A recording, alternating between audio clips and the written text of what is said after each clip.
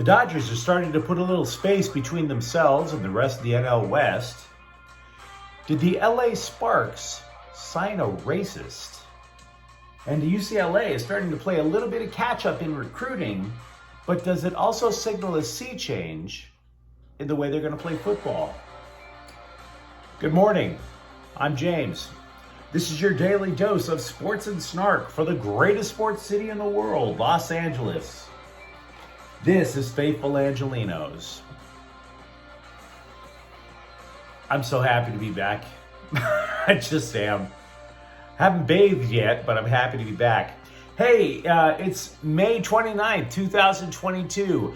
Thank you to the new subscribers who joined in. If you like the content that we've been putting out on Faithful Angelenos, clickety-clack the like button. Clickety-clack the subscribe button. There's a notifications bell. Hit that. We try to put videos out between 9 and 10 a.m. every day. It'll let you know it's there. Sharing is caring. Let people know we exist. And yes, comment. For I am not God. Our main topic of the day is going to be UCLA football. We're going to talk about what their recruiting process has been like a little bit. But before we get there, let's get to the news and notes around Los Angeles. Tony Gonsolin improves to 5-0. The Dodgers now have a 3-game lead on the NL West with a 3-2 victory over Arizona. That is 7 consecutive wins over the Diamondbacks. In addition to that, LAFC defeated San Jose 3-2 without Carlos Vela. We'll get to that too in a moment. Meanwhile, today, the Dodgers will play again in Arizona at 1 o'clock. That's Tyler Anderson, 5-0, going up against Zach Davies, 2-2. Also, it is Galaxy Game Day. 3 o'clock this afternoon, they'll face Austin FC. And in WNBA, the Sparks will be at Minnesota at 4 o'clock. We'll start off with the Dodgers. Max Muncy did, in fact, go on the injured list. Kevin Pillar will take his place. He's a former Major League All-Star. Kind of fell on hard times in Toronto. We'll see if he's the latest in a long line of successful reclamation projects for LA. Meanwhile, relief pitcher Tommy Conley goes on the 60-day IL. Ryan Pepio has been optioned. Michael Grove gets the call-up. And Blake Trinan could begin playing catch in a couple of weeks. Don't get your hopes up over him. It's still going to be a while. Mentioned earlier about LAFC defeating San Jose. Steve Cherundolo is claiming that Carlos Vela's quad injury is, quote, nothing serious. But is it time to get concerned? Not necessarily about an injury, but again, Carlos Vela had alleged to have come to an agreement on a contract extension with LAFC. He has not signed it. The contract runs out at the end of June, and apparently there's a Spanish team interested in signing him. Meanwhile, for the Galaxy today, Sega Coulibaly is not going to play. He is out. Douglas Costa also expected to be out.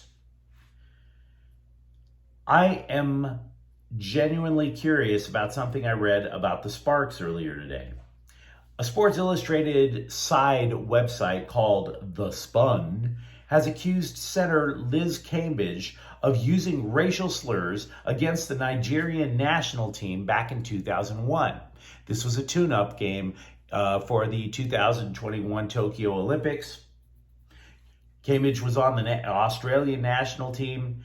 Following the incident, the alleged racial slurs, she quit the Australian national team.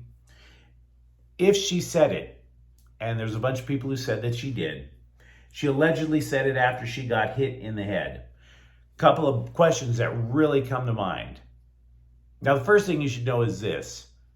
I'm not going to sit here and spin this and go, oh, racism is bad. Yeah, thanks for the insight.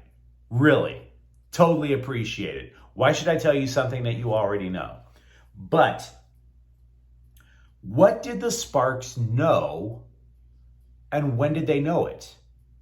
Keep in mind something about the WNBA. The WNBA is one of those leagues that it's really corporate for Major League Baseball to say, oh, we're all inclusive and this, that, and the other. But the WNBA is one of those leagues that actually walks the talk, where they want to be open, where they want to be welcoming of all types of people, where they want to shun things like racism, and they don't necessarily mean it as a catchphrase. At least that's the way that that league has been put out. But if this happened in 2021 and the Sparks signed Cambridge in 2022, did they know? Did they?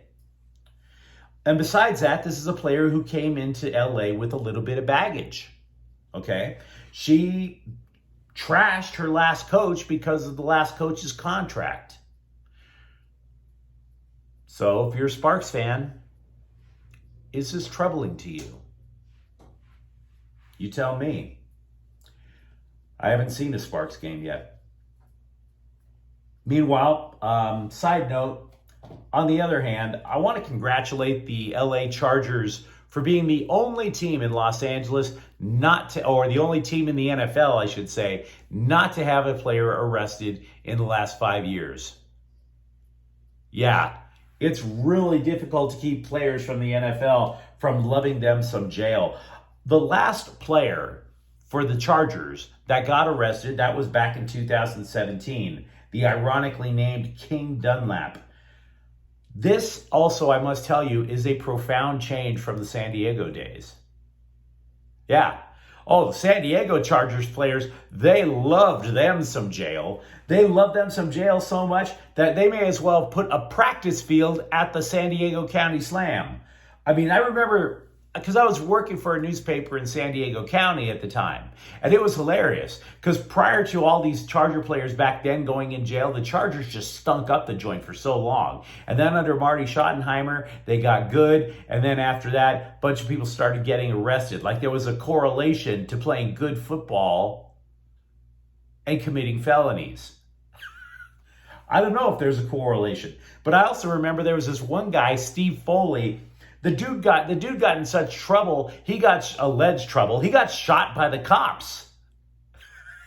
Yeah, and it was the damnedest thing. If you want to see a bunch of Republicans all of a sudden start screaming about defunding the police, have the police shoot one of their favorite football players. Then they're all Black Lives Matter and defund the police. But until then, we football fans, man. I love football too, but we got to be real. We can be some really weird people when it comes to our priorities in life. What do you say we change subjects and talk about UCLA? By the way, I must admit, the gold on the face mask, nice touch. It's a nice looking helmet. I want to be blunt with you guys. Trying to find good UCLA intel is like trying to find your soulmate in Blythe, or Baker, or Yucca Valley. Good luck.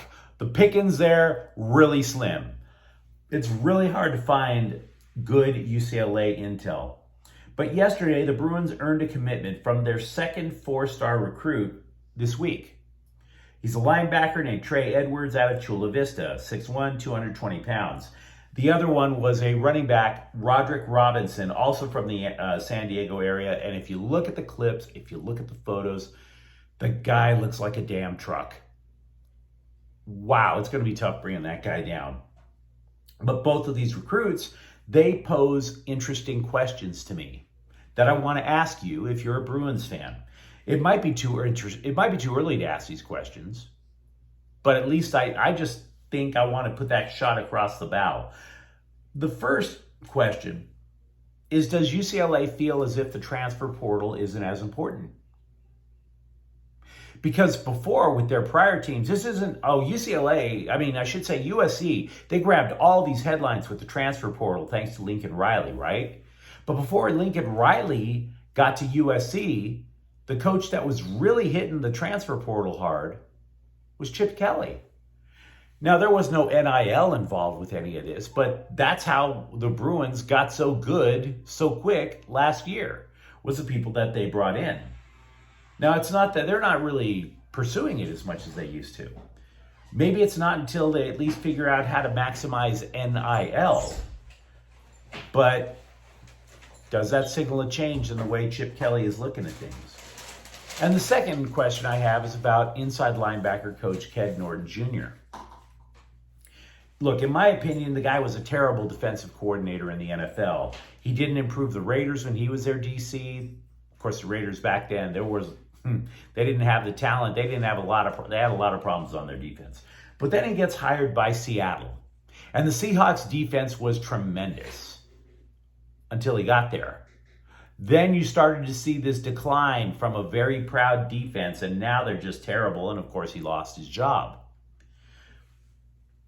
So maybe he was terrible in the NFL, but in college, he's free to pursue the type of players that he wants, and he's being aggressive. He's not a wilting flower. This week, of course, he landed Trey Edwards, and a few days ago, he offers a scholarship to a player who had already committed to USC, Dylan Williams of Long Beach Poly.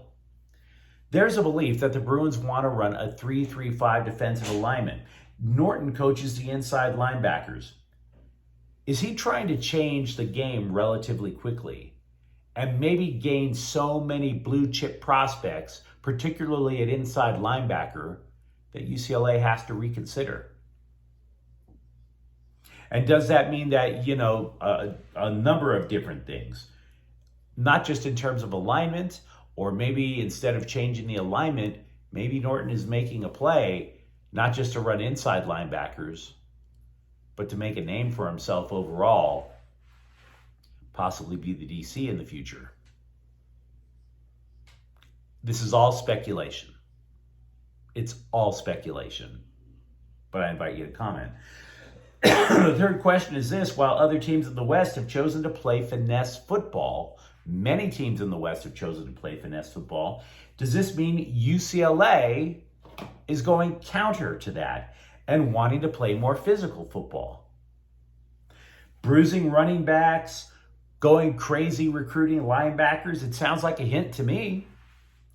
It's an interesting development if it's true. You see, a friend of mine who played in the Pac-12, or back when it was the Pac-10, back in the day, and had a cup of coffee in the NFL. He thinks defensive have adjusted to what Chip Kelly is trying to accomplish with the spread offense. Now, it's not like the Bruins are trying to reinvent themselves and run a double wing, but running back Zach Charbonnet is going to be a focal point already, which means the Bruins know how to run the football. So while USC has deservedly made a ton of headlines this year for reinventing themselves on the fly, for getting the big name coach from Oklahoma, is UCLA being quiet on purpose to make these subtle changes that will make them different from their crosstown rivals and make them competitive with their crosstown rivals? I don't know. But if you're a Bruins fan or even a Trojans fan, I'd like to hear what you think. Now, if you enjoyed today's broadcast, by all means, like and subscribe to Faithful Angelenos. We are obviously trying to build something here in LA sports. I'm James. Thank you for watching. Faithful Angelenos is a Quian Corte El Queso production. Have a good day.